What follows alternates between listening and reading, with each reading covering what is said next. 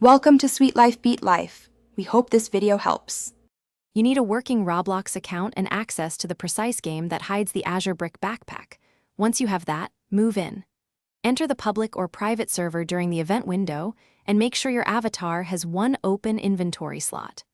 Also have any stated currency or level ready, because the process will check those before granting the item.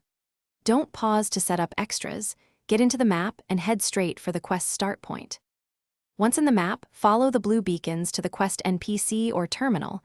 You'll need to gather 3 fragments that spawn across distinct zones. Move methodically. Clear one zone, pick the fragment, then rotate to the next. Timing matters because fragments respawn on a timer. Make sure to avoid hazards and hostile players while collecting. If you die, you lose the nearest fragment. When all 3 are secured, bring them back to the terminal and start the activation sequence to unlock the reward check. After initiating activation, wait for the confirmation animation and accept the reward prompt.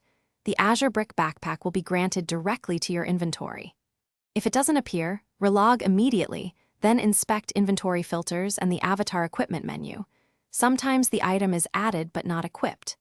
If relogging fails, check the server reward log in the game menu and then report the issue to the developer with details.